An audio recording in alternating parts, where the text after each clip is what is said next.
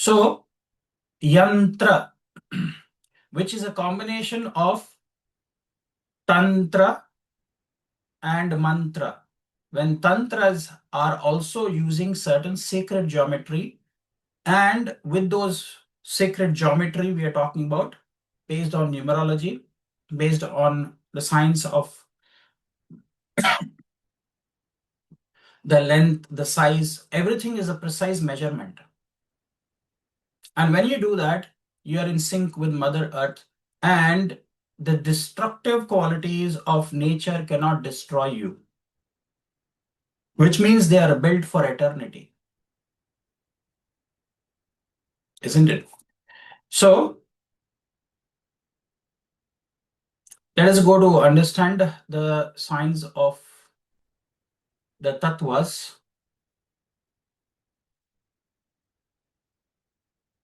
So we have 5 elements.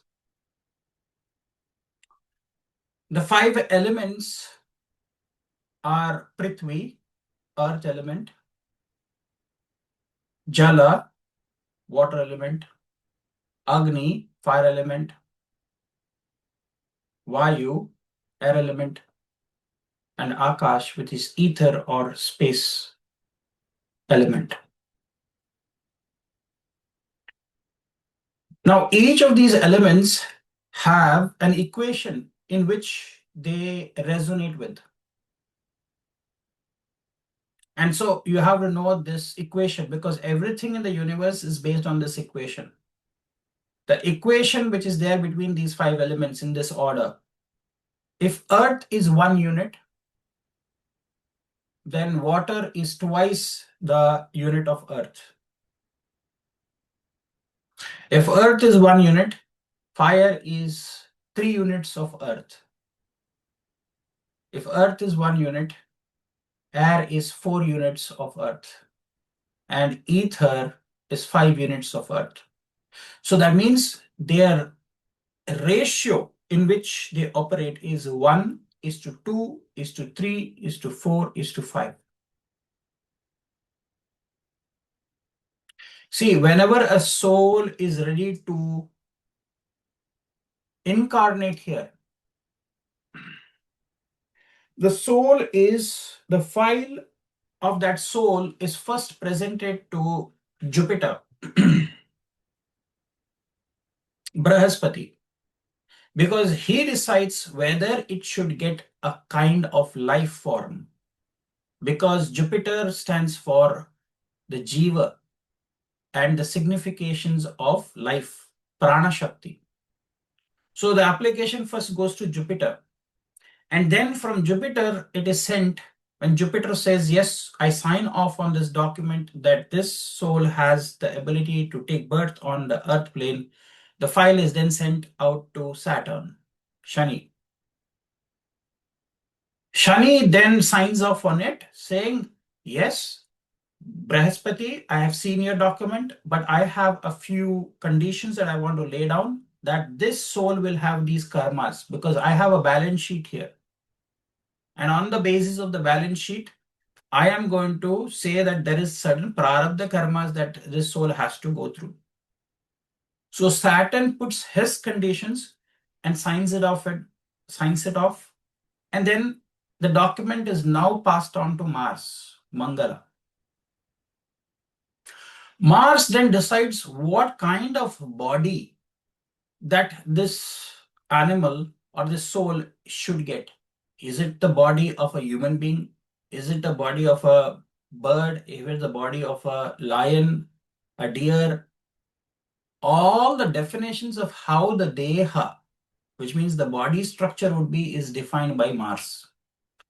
Mars says, okay, it can take form in this based on the conditions which are already signed off by Brahaspati, Jupiter, and Saturn. Mars then signs it off. Then the file is going to go to Venus. Venus is then going to decide what kind of comforts that will be there and the water content that is there. See, 60 to 70% of the human body is water. Who regulates this water? The regulation is done by Venus. Venus knows how much water content should be there. And then finally, after that, it is passed on to Mercury, Buddh. Buddh then decides the solidified structure of your body and what kind of Prithvi Tattva element should be there and how you resonate is decided by Buddh. So the first planet which gives you the Jiva, Jupiter, controls the Akash Tattva, the etheric archives.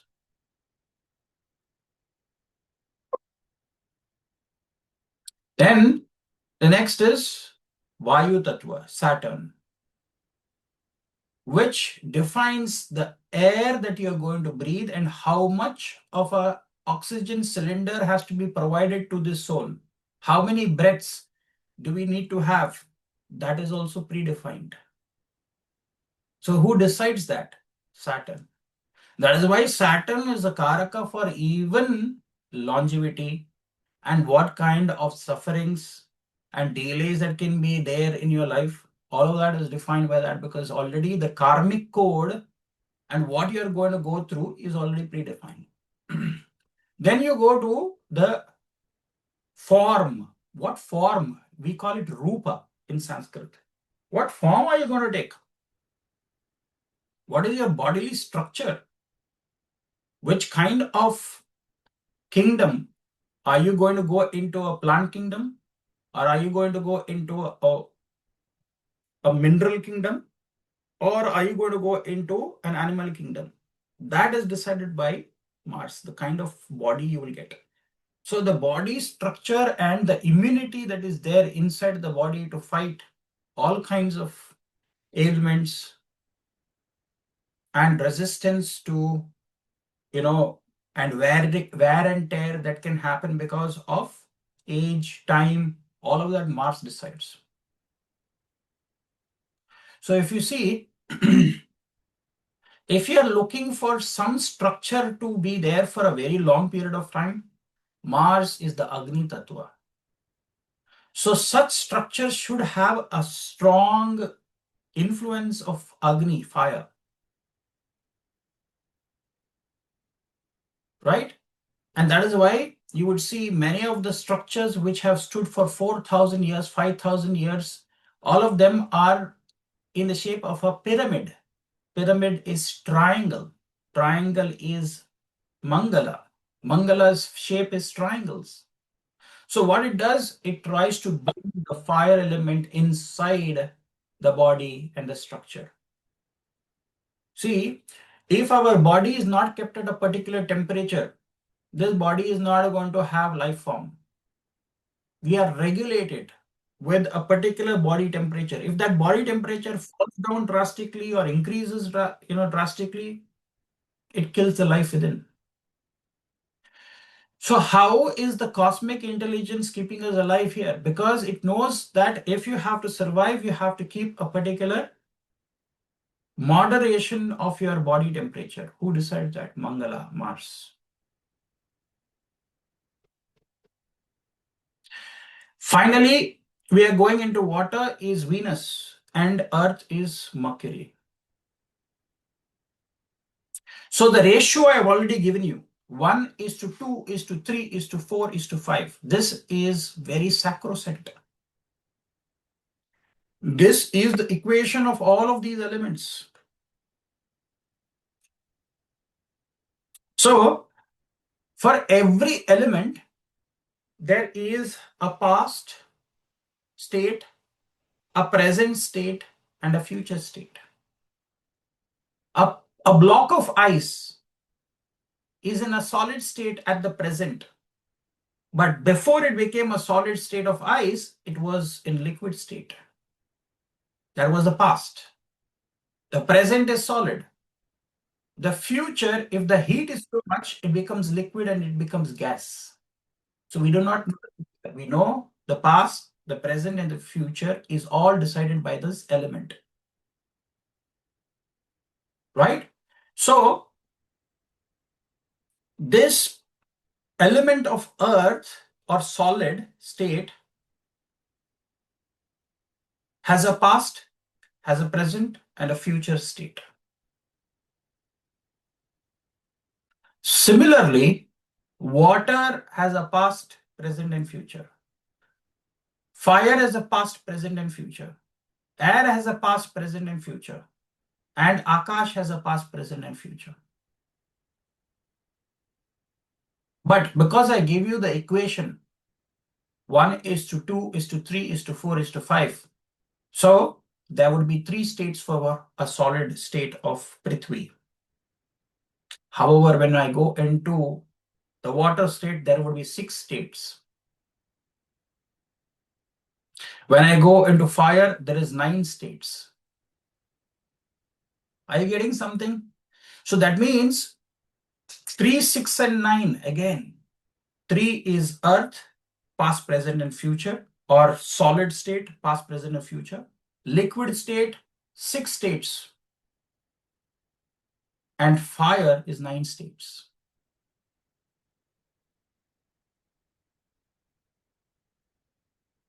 Okay? So you have to understand that there is a fire within us and there is a fire outside of us. And that is why Agni Devata is usually shown with 2 heads, 3 legs, 4 hands, and 7 tongues. 3 legs. The 3 legs are the formation of a triangle. You need 3 to form a triangle, 3 lines. 4 arms, which represent Dharma, Artha, Kama, Moksha. 2 heads, one head looking at the earth, the other head looking at the heavens. You know, this form of Agni was worshipped even in the Persian era. They call it, they call them Zoroastrians. These are fire worshippers because they knew the importance of Agni. So Agni has 2 heads, one looking at the earth, and it has 4 tongues in that mouth. The 4 tongues are the 4 species of humans who will be contributing to the Agni. And they are the Varnas, we call them. Shudra, Vaishya, Kshatriya, and Brahmana. So that means each of these Varnas are offering and he is taking it from one of those tongues. And the other head is looking at the heavens with 3 tongues. 3 tongues to distribute it to the Trinity and their subordinates, which is Brahma, the creator, Vishnu, the maintainer, the preserver, and Rudra, the destroyer, the dissolver. So whatever oblations we are giving here, he takes it with his tongue here of fire flames and he distributes it. So that is why he is our interactive force, which I said is number 9 between here and the external world. Agni. That's why you go into many of these monuments, you will find that there is Agni at the center. Even if you had gone into the pyramid at a certain distance where we say we have the king's chamber in the pyramids of Giza, that's exactly where the energies of fire would be very high. That means it kills all the germs and bacteria which is there. This was also a secret that if you keep a blade at that distance where the body was, they don't get rusted very quickly. Bodies do not disintegrate very quickly. And their preservative principles are going to be very strong. Usually it is 1/3 distance from the earth, 2/3 distance from the top of the pyramid. That is exact point where everything comes to a standstill. You go into Indian temples, you will find these as gopurams. Gopurams means there are huge monumental edifices which looks like a pyramid. It looks like a vimana. Vimana means it is like an aircraft. And people have to go through those gopurams to enter into the sanctum, which means these are vibrationary energies which are there. Then we light a lamp as we go inside a temple, a church, or any place. Why is the fire there? If you go to a temple, a Zoroastrian temple, there is a fire which is glowing 24/7. We call it Akhanda Jyot as well in many temples. Wherever there is Akhanda, Akhanda means that flame will never extinguish.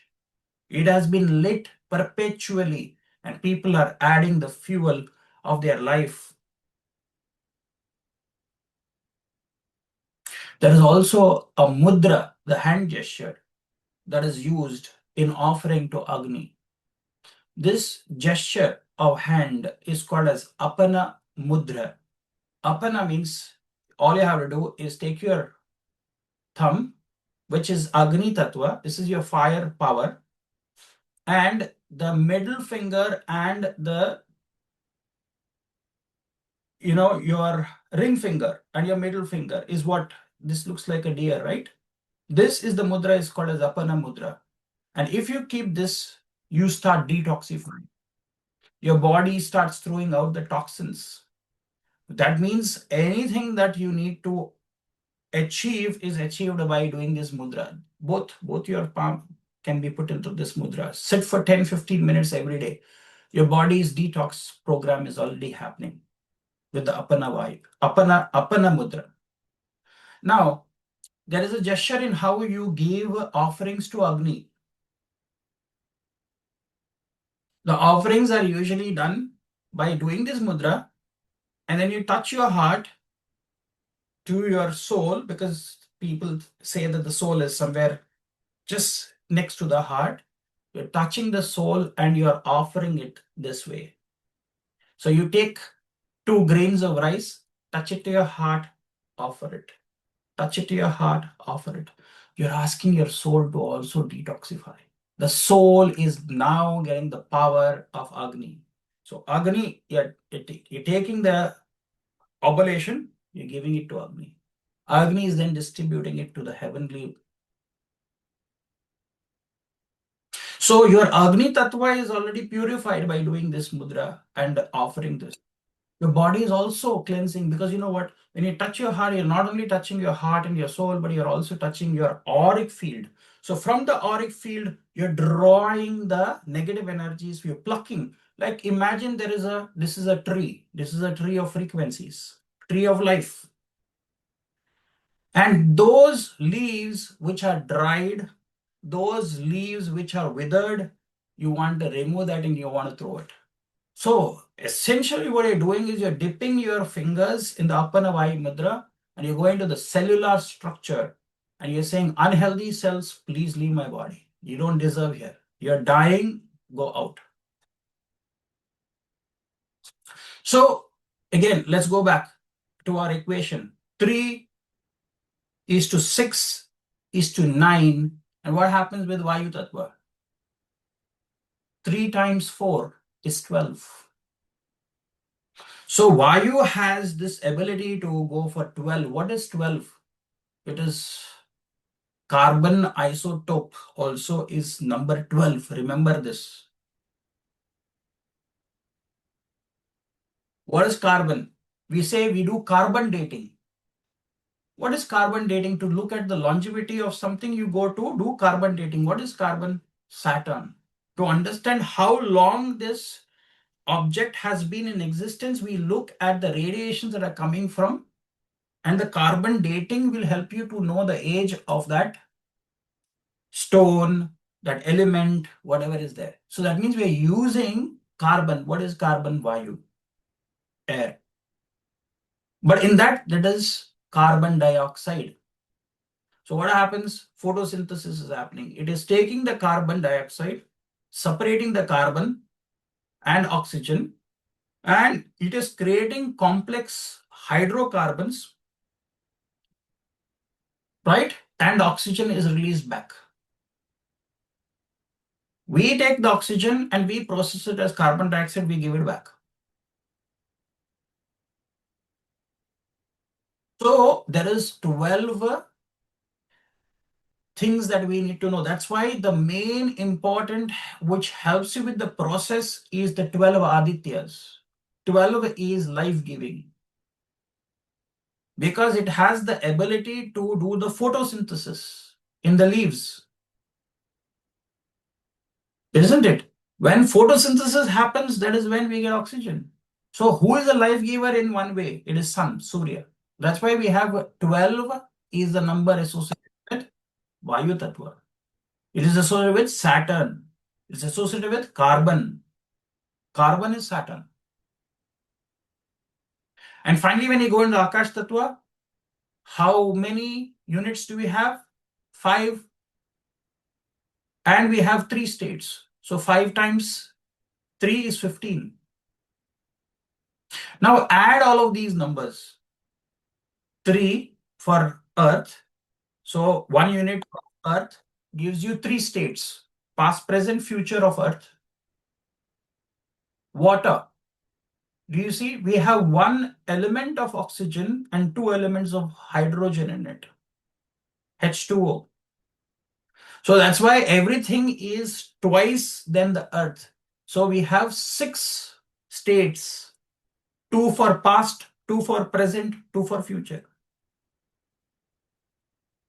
Then when we go into Agni, we have 3 states for the past, 3 states for the present, 3 states for the future. So what is 3 plus 6 plus 9 plus 12 plus 15? What is the number you're getting?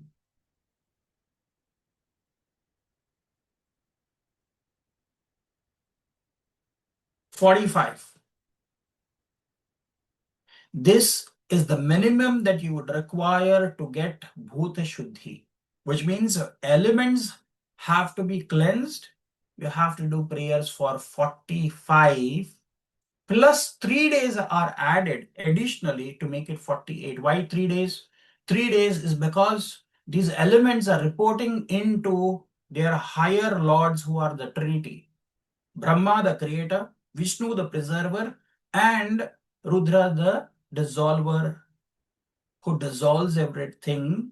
So that's why they are reporting into their managers. So 3 managers controlling these 5 tattvas. And so what we do, any remedy that has to be done to get the full benefits of it, you have to do it for 48 days, which is called as 1 mandala. Now let's look at it from a astronomical perspective, astrological perspective, when we bring the stars.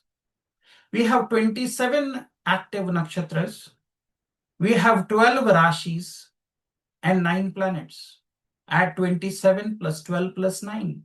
You again get 48.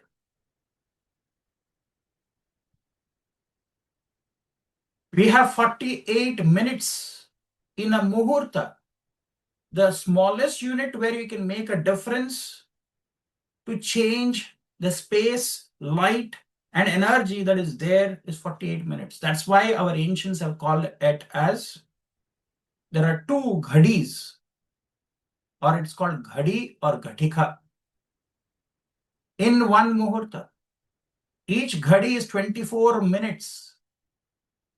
Can you see? That is a smaller unit of 24 hours. Everything is a cyclical process that you need to know, and everything is numerology, geomancy, and it is about light, sound, and frequencies for healing. So is this concept understood?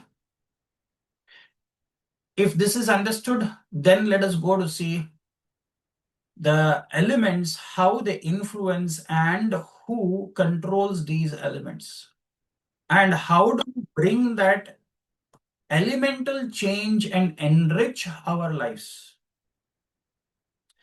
So we do this without our knowledge.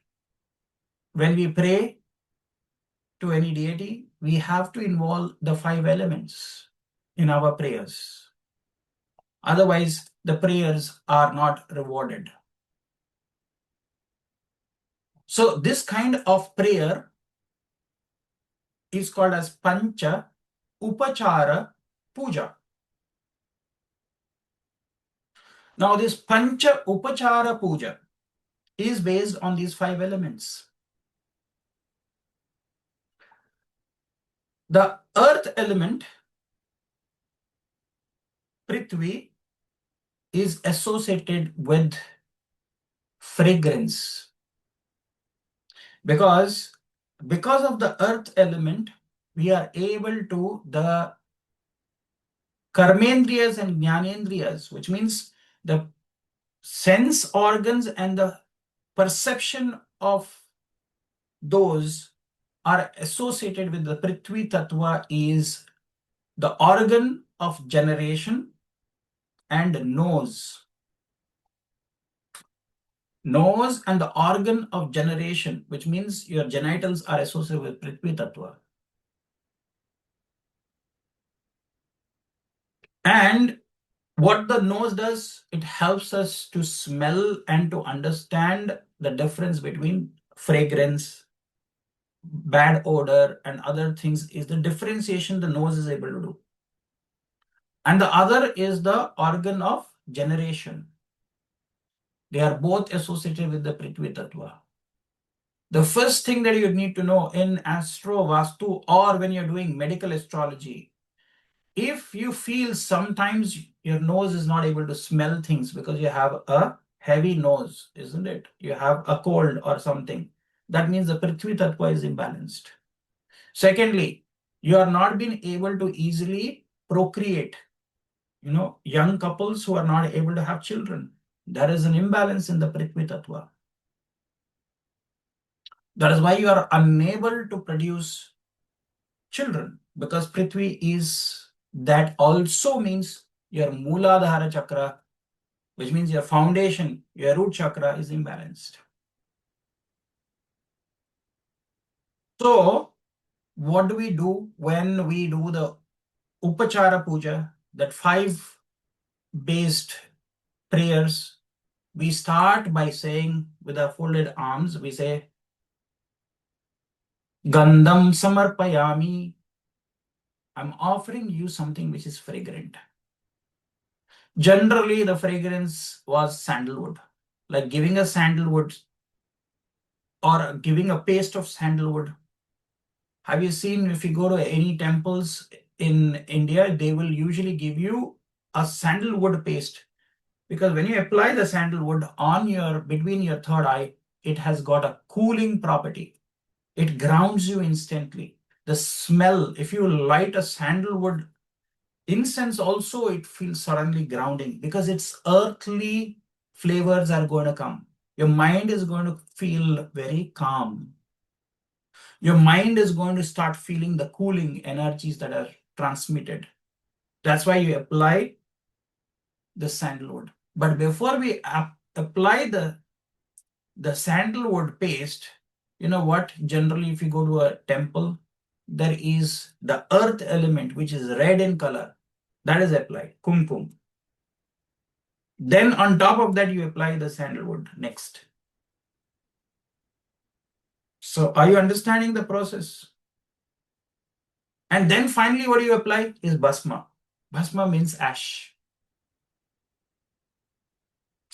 So if kumkum, the vermilion, is the earth element of fertility of Mother Earth, is touched to your body, Gandha is the process. Also, if you see, you're not applying a thick sandalwood paste. Sometimes you see it is liquid form, which means you make it so slightly liquidy, more sandalwood. That is the Jala Tattva. And finally, the Bhasma. Bhasma means the burnt ash, sacred ash is also applied. That is the Agni Tattva.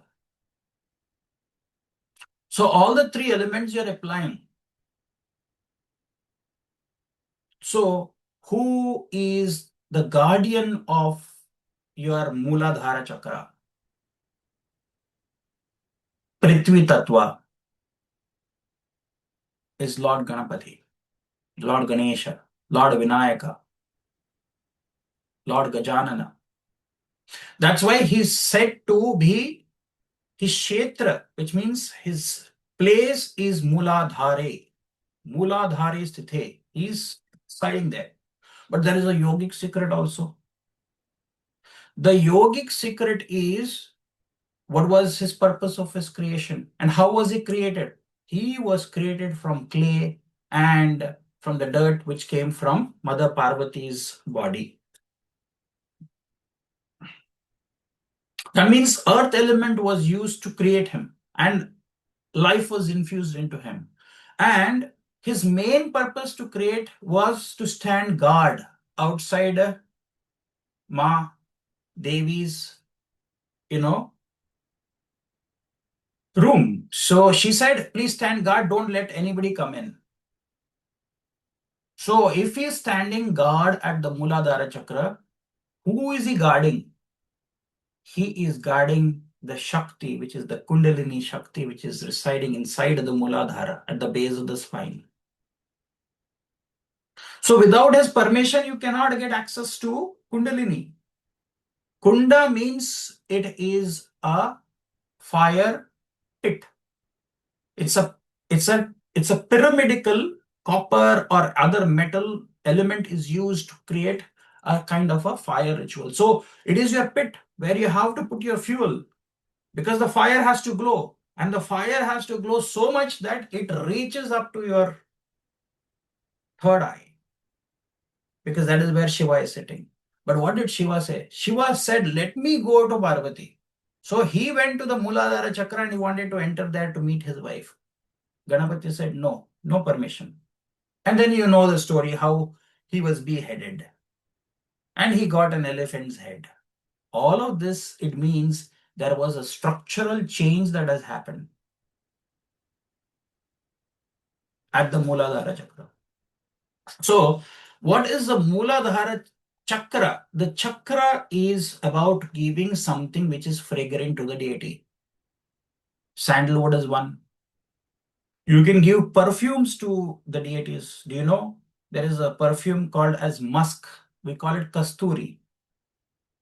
Kasturi means it's a musk deer was called as kasturi. So there is a fragrant gland which is there within that is also offered to the deity. There is also a thing called as punagu. It's a kind of a cat, a wild cat. Also a fragrant gland comes from that cat is also offered. That kind of fragrance is also offered.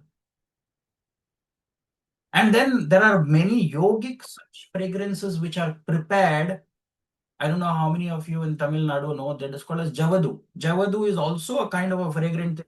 You apply that entire day, because you're putting that here, the tilak, that fragrance is always there on your face.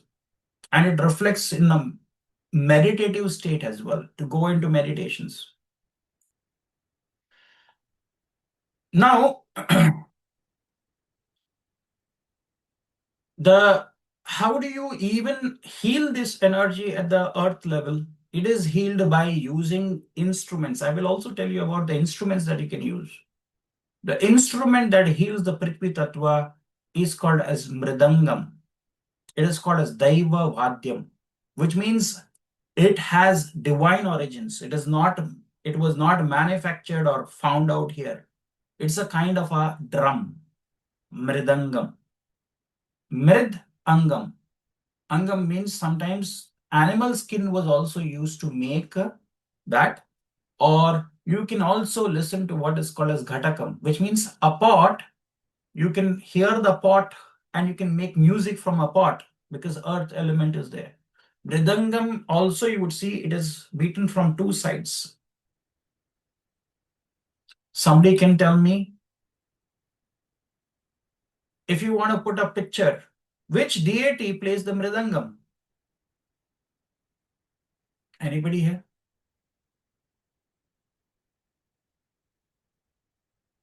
You can see a dancing Ganapati when Shiva Rudra starts his cosmic dance, Nataraja.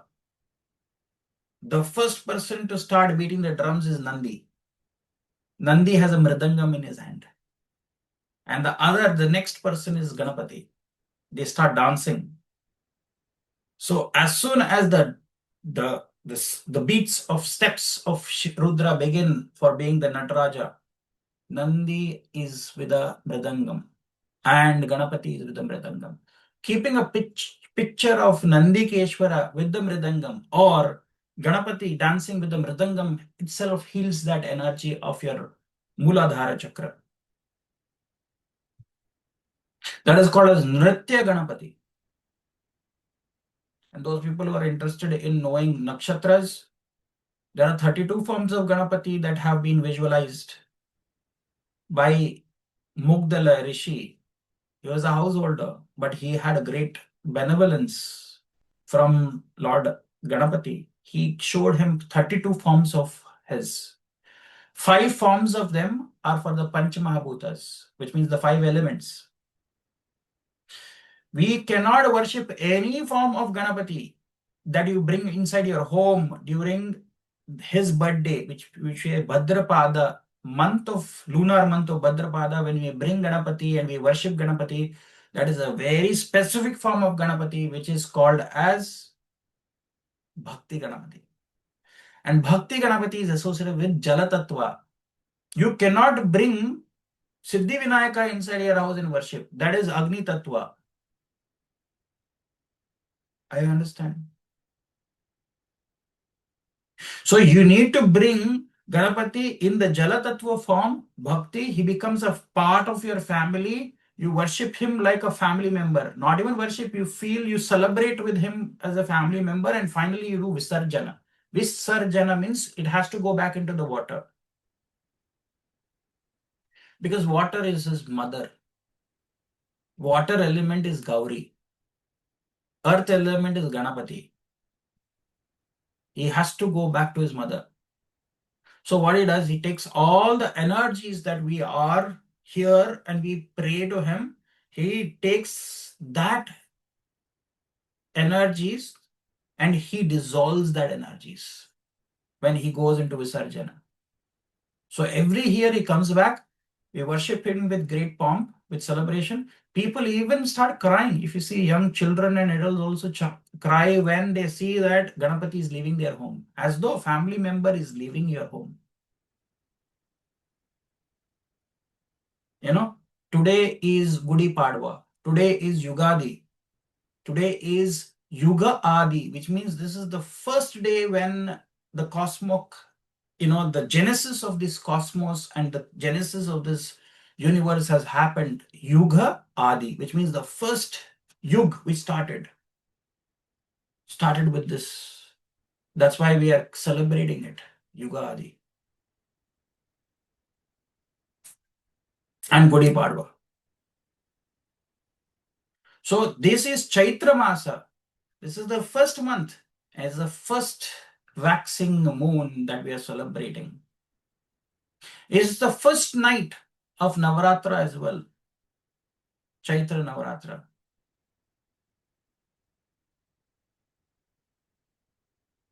Okay. So, which are the deities you have to worship? That means if you want to change your space, then the earth element is associated with this. You have to listen to instrumental music of mridangam being played. That will start healing you. The next element that we have to see is Jala, water. So the next thing that we say after we say Gandham Samarpayami, we can give something fragrant. The next element is we say Naivedyam Samarpayami, which means I'm giving you some cooked food. Usually it is sweetened dish is given, like milk, rice, and some jaggery is mixed together to create a wonderful paisam or kheer. It's a rice pudding. Milk rice pudding is offered to the deity. If not, what is the other thing? Phalam samarpayami. Uncooked food, but fresh fruits are offered.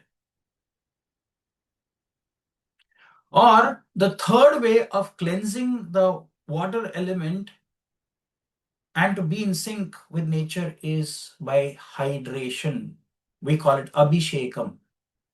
We pour water because water, our body is made of 60-70% of water. We are offering that water to Rudra, saying that please cleanse the water element within me. Take all the toxins which are there within me. I offer you a few drops of water. We offer them a few drops of milk. You know what we are trying to do? We are saying, please take care of my mind. My mind is also a lot of polluted thoughts are coming here, or I have so many racing thoughts. I'm offering you a few drops of milk as an element, and please help me with my mind. Then we offer a little bit of jaggery in liquid form or whatever. We are saying, please take care of my sun in my chart. When you do in the Rudrabhisheka, you say Pancha Amratas. Panchamrata, which means five elements are to come together, and these are the five elements. So, jaggery is sun. Milk is moon, is taking care of your moon. Then we are offering ghee, clarified Indian butter, that is fat, that is Jupiter. You say, please take care of the Jupiter in my chart. Please cleanse it. Please purify it. Elevate it unconsciously. That's why you're giving that ghee. Then we are offering curd. Is another guru. After Brahaspati, it is Shukra. We are rectifying the Shukra in our chart by offering a little bit of yogurt. Unflavored yogurt is offered to Lord Shiva. Then we offer honey. We say, please take care of my Mars. Honey helps you to rectify the Mars in your body, which means Deha is Pariharam is happening with that. So this Pancha Amritas are helping you to deal with the five elements: fire, water, earth, air, ether. So within the Abhishekam itself, you are offering that, which means you are not only rectifying your Jala Tattva, but you are also rectifying the five inner elements, because there are within each element, there are again sub-elements. Like how a Mahadasha is there. Inside that Mahadasha, aren't there Antardashas, Pratyantar Dasha? Similarly, for each Tattva, there is a sub-Tattva, like an Antardasha. This is called as Pancha Tattva Siddhanta. So within that, there is elements after elements are operating in a fractals manner.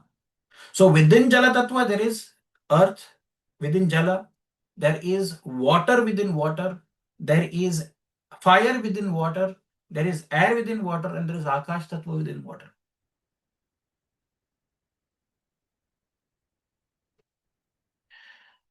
Okay.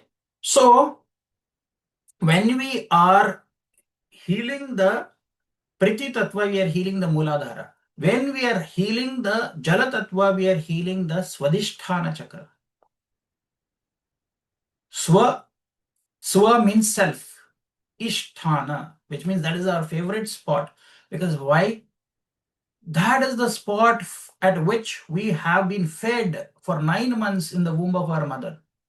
There was an umbilical cord which was directly connected to your navel, and through which you are fed, you are nourished for 9 months. That same Nabi, if you see, that also nourished our Creator. There was a lotus which blossomed from Vishnu's sacral chakra, and Brahma took birth there. So that means every creation is happening at that chakra. That is the secret of Omkar also.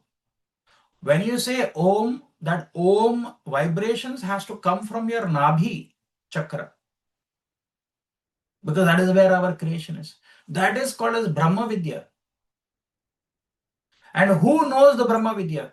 Is the person who sits right above the Swadhisthana chakra, is Manipura chakra, the city of jewels and gems. And who sits there? Agni. And who is Agni? It is Kartikeya, Subramanya, Skanda. He has the knowledge of that Brahma Vidya of Omkar. Shiva is Omkareshwar. So that means a lot that we were in the water, we were born into water. We have been in water element for 9 months before we came onto earth. That is the first element that we have experienced in our life. That's where we grew. As mammals, we have to have that experience of water. Finally, where do we go? Once you are born in water, when the umbilical cord is cut, the water flows, you come onto earth, you breathe air, and when you die, you again go back into fire. But what do we do with the ashes? The ashes are again put into a water body like a flowing river, Ganga, Yamuna. Your bones and your ashes are deposited there so that you can get back another womb again. Because our life starts with water, ends in water, not in fire. Fire, we become dust. But why is that ashes collected with your bones and asthiyas and put into a water body? Because we need to go back into water. We start with water, we end with water. So this is a very important part of the Pancha Tattvas, is they are associated with the organ of excretion and your tongue. Okay, Rasa Dhatu, Rasa Tattva is activated. The sense of taste. Sorry, I have interchanged.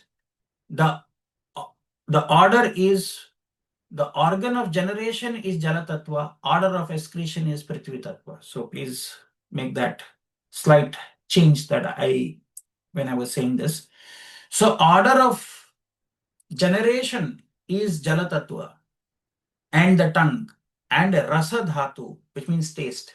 What is the best way when you do any yagnas or any great pujas or any great prayers are done, after any anusthana, we call it, you have to feed people. Making a good luxurious meal and feeding people, your Jala Tattva is healed.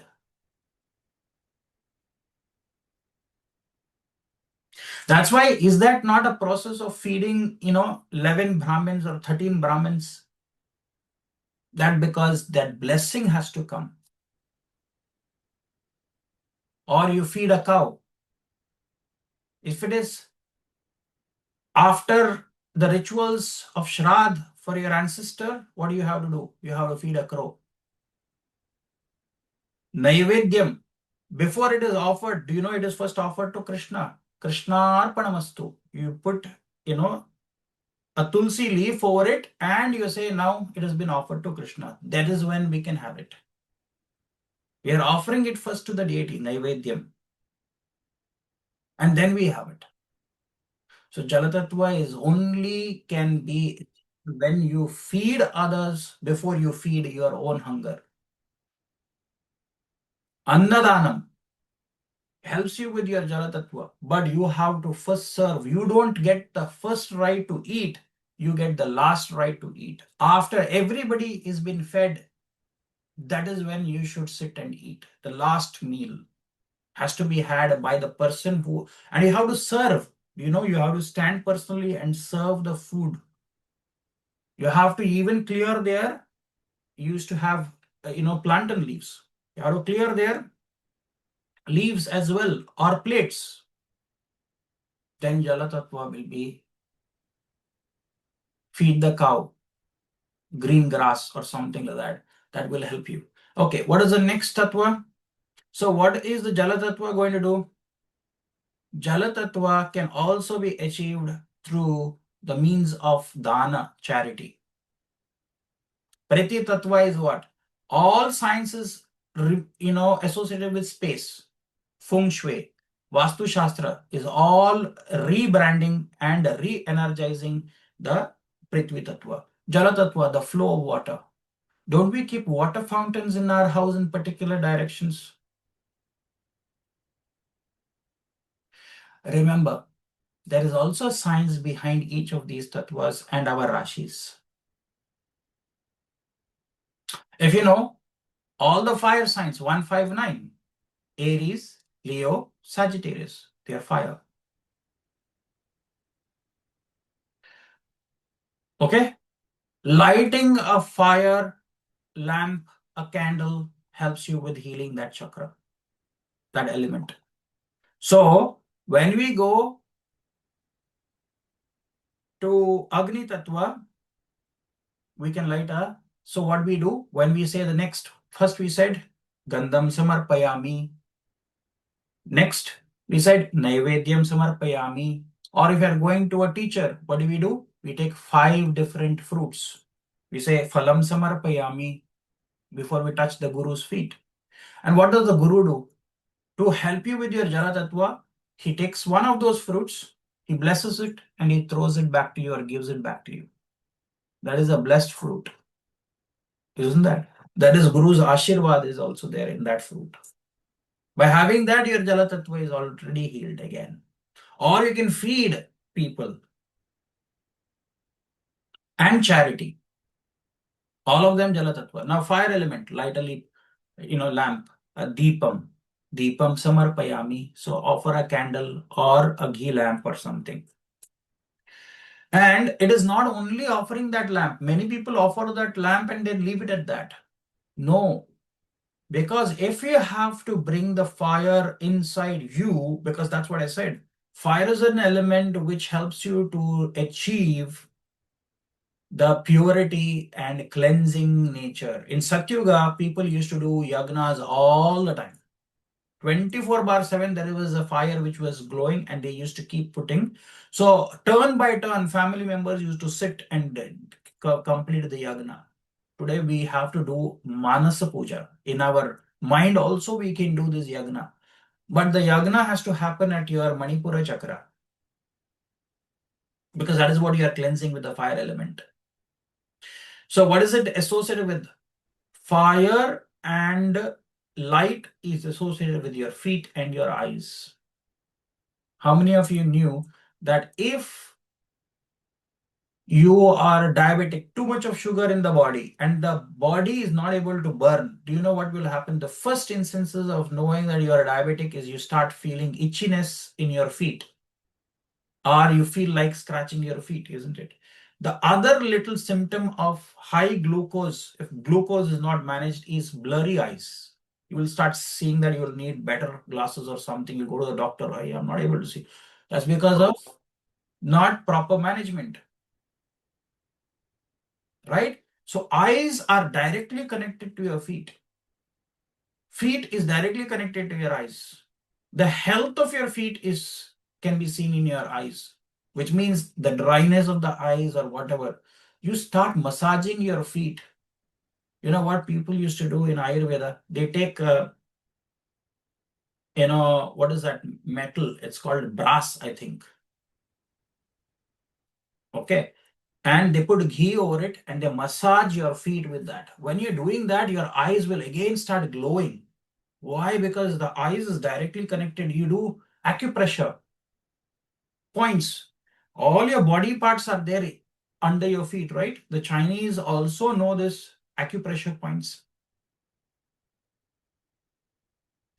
So just by massaging your feet with, coconut oil, fantastic.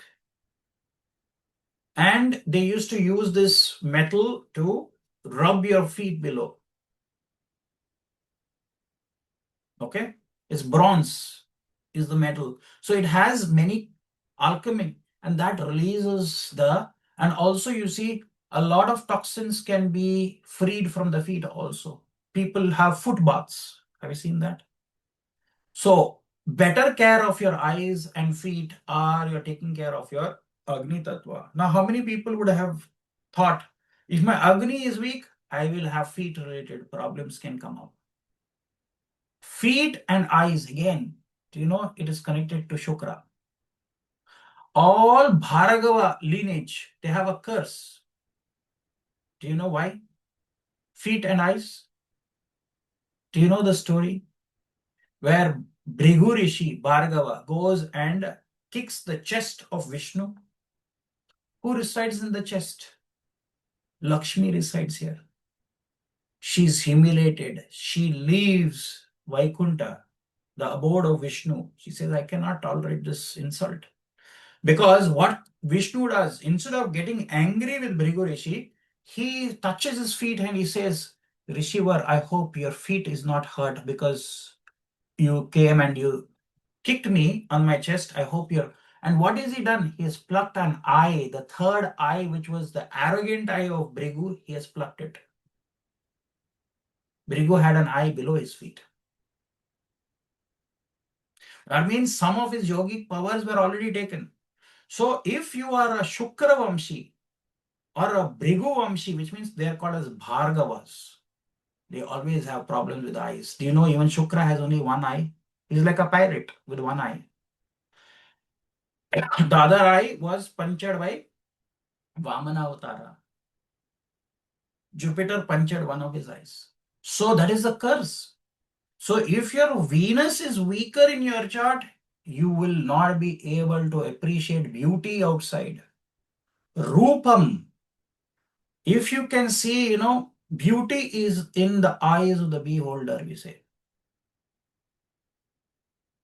So those people who are not able to appreciate this beauty of this earth, Mother Earth, when did you sit on your balcony or outside in a park and looked at this and say, thank God I'm here on this planet.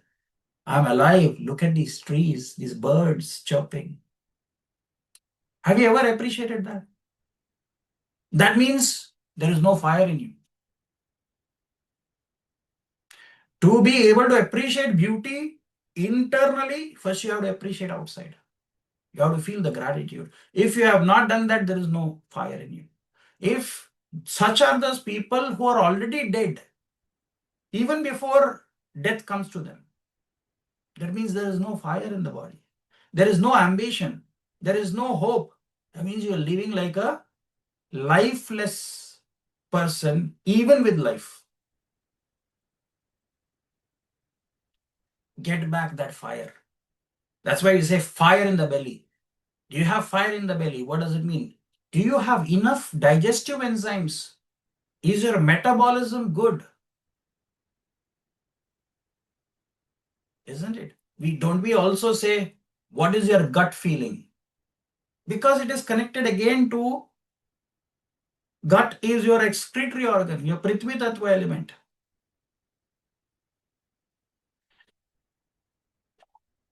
Okay? So, I told you the instrument that you have to listen to when you want to rectify your Prithvi Tattva is Mridangam. How do you rectify your Jala Tattva? Which instrument you have to listen to? It is the Shanka, the conch shell. Every day, if you can blow the conch shell, every Pandava or every warrior used to have their personal conch shell. And before they start a war, they would always blow their conch shell. They would also, what is the conch shell? Conch shell programs the water within you. Do you think Vishnu is holding the conch shell in the upper hand is not something that you realize is significant because he's holding the Gadha and the Padma lower, but he says the Shanka is higher, the Chakra is higher. Yeah, he's standing, with the Shanka and Chakra in his hands above. There are various forms, but the form that we worship where he has Shanka in the left. So water element has to be healed. Blow the conch shell every day. And that too, if you can get a Dakshinavarti Shank. Dakshinavarti means that is rotated. That will help you to even bring Lakshmi coming in. They say Lakshmi resides in that.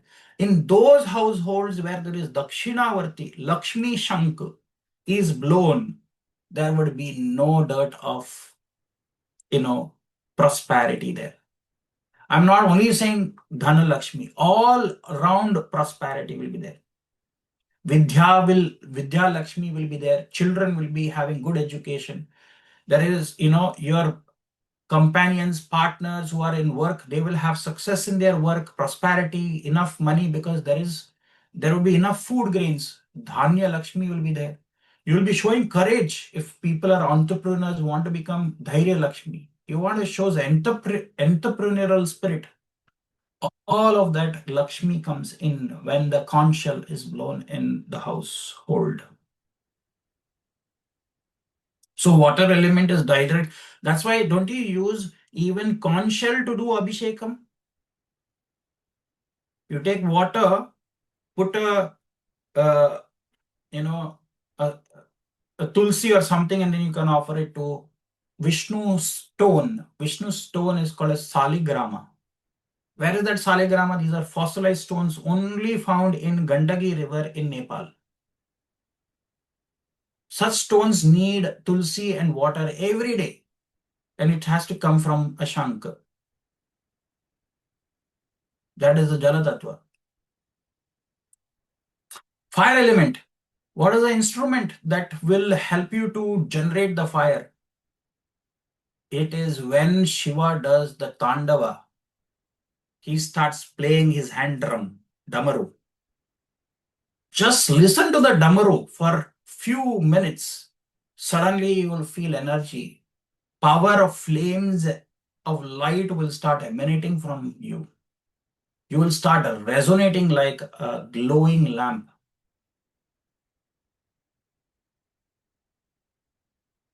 So, what is Agni? Agni is also used during pujas. Do you know?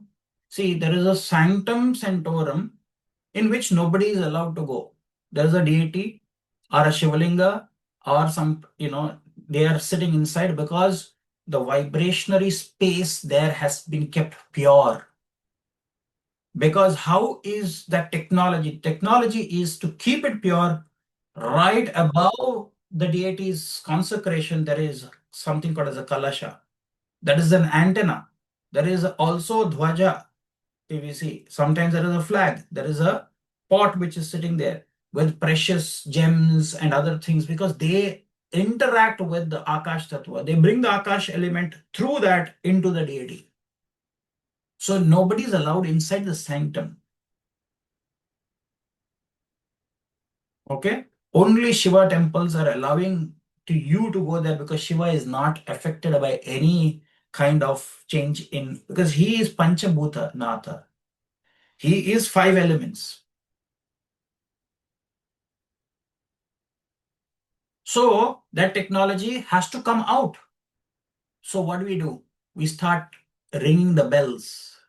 The bells have certain frequencies, the sound. See, whenever we start something, we say lights, sound, action. Light is the arti that is happening inside. And that is like that vibrationary frequencies are captured by the light, and it is transported at the speed of light outside. Everybody standing outside looking at that fire. There is drums being played, mantras being chanted, there are gongs being played, cymbals, bells. Imagine that is the sound frequencies. Different bells with different frequencies. Solfeggio, 432, 528 hertz bells, because they are made, there was a technology of bells. Technology, because at different places the bells were placed. And when you stand in under the bell and you ring the bell, you have to wait there for a few seconds. It is like a sound bath. You're having a sound bath. You can see that even in Chinese singing, bowls, bells, all of that are healing, right? Because they formed vibrations within our body. So even though we might think that we are not taking a bath, we are taking a sound bath to cleanse ourselves before we go. So the bells are not inside the sanctum, they are outside.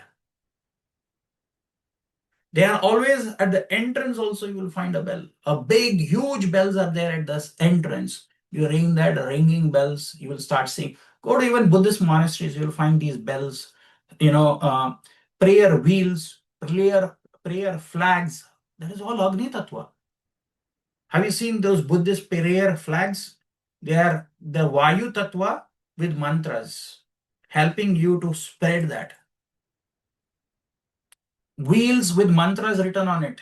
You start rotating them when you go to monasteries. What is it doing? Again, the Vayu Tattva is the movement is moving that mantra. The wheel is to keep repeating.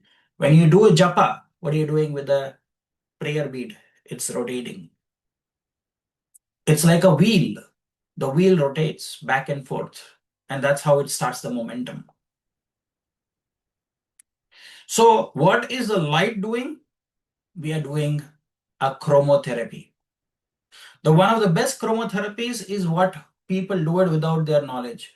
Every morning you take a copper vessel, put fresh water in it, collect, put a pinch of red sandalwood powder, or if you don't have red sandalwood powder, you can put red vermilion, which is vermilion, red sindoor, and then offer it. Those particles, they're small particles which are falling from the water, and you just don't throw it. You slowly raise and you start offering that. The sun rays, when they come, the thin stream of water that is falling acts like a prism, and it falls on your body. All the 7 colors of the web joy fall on your body. That is chromotherapy. How many of you have really thought about this? Copper is one metal which has high conductivity. So basically there is a circuit which is formed. You holding that copper vessel, water falling onto earth, and through your feet, you're forming a complete circuit. That circuit is complete, and the communication device which completes that, and the body currents will start flowing in because of the copper.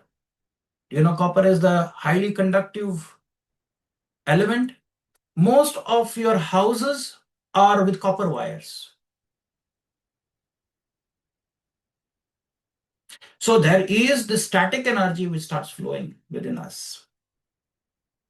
So this is not just a theory. This is how people, when they used to pray in rivers, they didn't even need to have a copper vessel. They could use their palm and then offer it.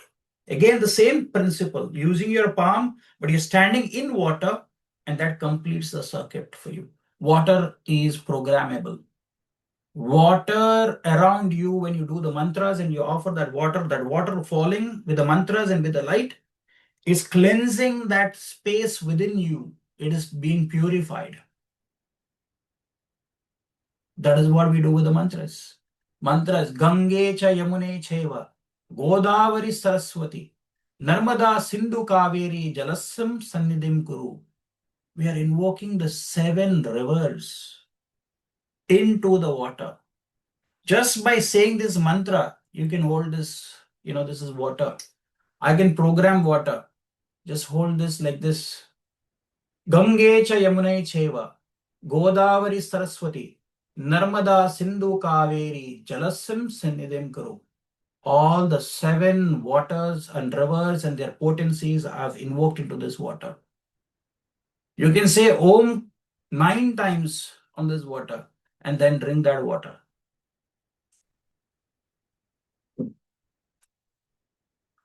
As in, the Japanese scientist got Nobel Prize for understanding how water forms different crystalline structures. When you say something negative, the structure becomes very disrupted. When you speak sweetly to water, water is programmed and forms very beautiful structures. So imagine the kind of thing that we are doing by talking to our children, and we are programming them without our knowledge, because they are also made from water, and children have more water content than adults. Do you know that? Isn't it? Isn't that entire thing is programmable? So that's why your gemology, your chromotherapy, all of that, and your puja, doing aartis, this is all associated with Jnana Mark. Even coming to this class here, this lesson here, itself is sanctifying you people is because you are listening to jnana, light, knowledge. That's why it's called Jyotir Vidya, as the signs of light. Okay. The next element is Vayu. So what do we do? The next prayer is Dhupam Samarpayami. Let me offer, incense sticks.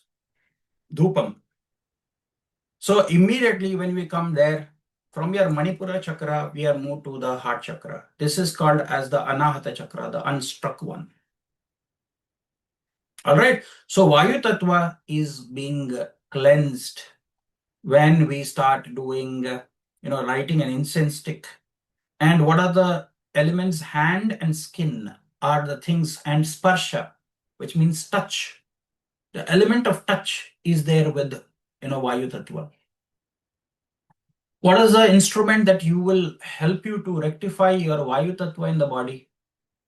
Flute or anything which is a wind instrument, clarinet, saxophone, accordion, anything where you have to, or a, harmonica, which means mouth organ, all of where the wind has to be used. That's why, do you see, Krishna used to have a flute in his hand.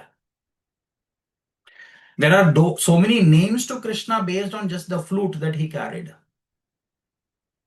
The smallest one is called as Venu, the flute. That's why it's called as Venu Gopala. Then a little bigger is called as Murali, the name of the flute. That's why it's called Murali Manohara.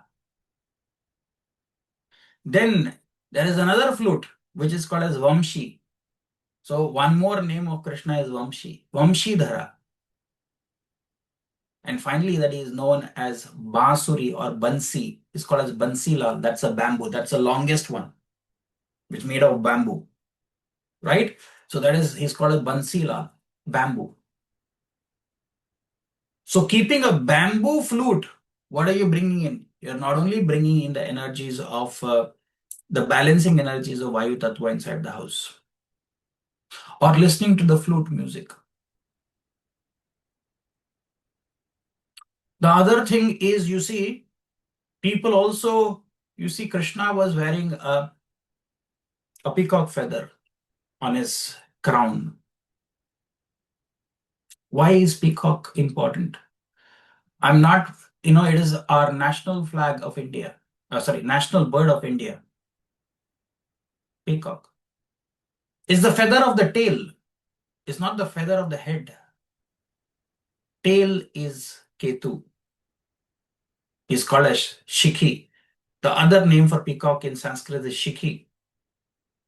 So by keeping that, why it's peacock symbolically, esoterically, nobody knows why peacock was very important for, because Krishna Avatara, even though we say it is Vishnu Avatara, it has gone through a metamorphosis before it was taken birth.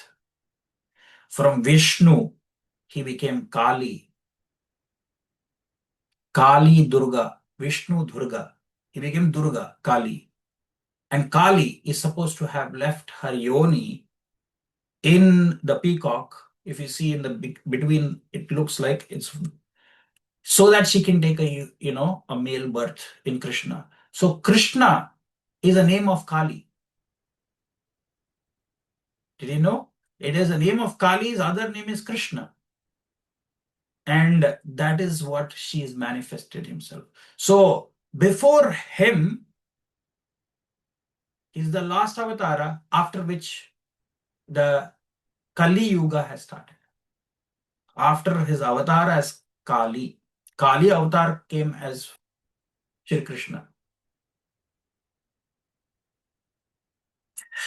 And the last element is ether. How do we bring in the ether element to rectify things in our life? We say, Pushpam Samarpayami. We offer, flowers. What is the best thing that people do? If you can make a garland of flowers and offer it to a deity, your Ishta Devata, your favorite deity, you're already healing that element of Akash Tattva. Akash Tattva is associated with your speech and your ears. Sometimes is it not better to perform Mauna Vrata? How many of you do a silent retreats, silent fasts? Fasting is not only fasting, but you should also keep your mouth shut. That itself is activating the Akashic Tattvas within you. Mauna means speak only when it is required. Don't speak more, don't speak less. That is why the way that you can activate Akash Tattva is not only through mantras. That's why we say mantra pushpam, which means you say that deity's name and offer that. When Krishna's name's Vishnu Sahasranama is recited when Krishna is born, what do? You take a tulsi leaf and we say the name of Krishna and then we offer it to Krishna. Baby Krishna in a cradle. He's come at midnight. That's why we do the prayers at the midnight. Mantra pushpam, which means mantras are sanctifying the flower and they have to be offered. How can you make it better? Good speech. Okay? Mantra chanting, which is called as japa. And the other thing is participating in satsang. Satsang, which means people who have common thoughts and a common goal, like sadhana, satsang sadhana, satsang bhajan, kirtan. So each of these panchatatvas are there to also heal different pathways that we are going to walk on. So if your Prithvi Tattva is very strong in your body and your activation, then you will be going into Raja Yoga. You are called as a Raja Yogi, which means you are enjoying everything that life is presenting to you, materialistic. If you are enjoying your materialism, that is not bad. It's called Raja Yogas or Raja Yogi. Many kings were Raja Yogis. They were governing, administering, but at the same time, they never said, oh, I'm not going to wear a bejeweled crown or I'm not going to sit on a golden throne. All of that was part and parcel of them feeling important, and that gives them their right to do it. That's why they're called as Raja Pattabhisheka, which means there was coronation ceremonies for them to assume that throne, to assume that crown, to have that scepter in their hand. Then Jalatattva is active. The only way that you can achieve Jalatattva is by being a Karma Yogi. You don't come and listen to such classes. You just go and do your activities. If it is like you feel like I want to go and serve somewhere, I want to go to an old age home and serve today. I want to go to an orphanage and serve. These people don't ask. They just feel like they just go and do it. They are not doing it as a remedy. They are doing it as a way of life. Karma yogis don't need an astrologer to tell them what to do in their life. Be a karma yogi. This is the most important lesson which Shri Krishna has given in Bhagavad Gita. Don't anticipate and aspire for the fruits. Just do your karma. Leave the fruits to me. That's what he says, right? I will give you whatever you deserve. Not even dane dane pe likha hai khane wale ka naam. Every grain of rice has your name written on it. You will never receive 1 grain less or 1 grain more. You will receive what you deserve because it is a restaurant of karma. In a restaurant of karma, there is no menu card that you can order. You are served whatever is there and that you deserve is being served. You can't ask for coffee. If there is a strawberry milkshake written in your karma, you will be only delivered strawberry milkshake on your table. You cannot change and say, please give me a coffee latte. cappuccino. Sorry, your karma is strawberry milkshake, have it. For somebody else, you're just having milk. For somebody else, you're having orange juice. Then, by going into the fire element, that means you have to be a jnana yogi. If you want to activate the light of fire within you, I told you, any structure where there is fire will never diminish. Ultimately, we are trying to keep the fire in our body. But with age, what happens? The ability and the metabolism of our body starts deteriorating. That is when our immunity falls, and that's how we get diseases and things. Imagine that you're following a very disciplined life. You're lighting a lamp or a candle, and you have to do trataka. Just lighting a lamp is not enough. When you are saying your mantras, look at the flame. Concentrate, focus on that flame. Because that flame is not only illuminating, it is also activating. So there is your intellectual fire, there is your digestive fire. These are all enzymes, these are hormones that are activated. We call them, the happiness, serotonin, melatonin, which puts you to rest, dopamine. All of this is what? These are fired. The fire power is required. So that's why Jnana Marg, if you want to light that fire. So Jyotish is a path of Jnana Marg. It is not just a purely predictive science, it's a self-corrective science. It's a science of conscious awareness. Then, if you want to activate the Vayu Tattva, then the best thing is pranayama and hatha yoga. Vayu is almost balanced in you by doing Brahmari pranayama, Brasthika pranayama, Kapalabhati, by doing, Anuloma Viloma. All of the yogas and postures are to help you with your Vayu Tattva. Because I'll tell you one thing. The only thing that we have not been taught right from the day that we are born is how to breathe correctly. We breathe. That doesn't mean that, breath doesn't mean that you're just alive. That's it. But there are techniques of breathing. If you really learn the techniques of breathing, also you will learn, there are things which is called as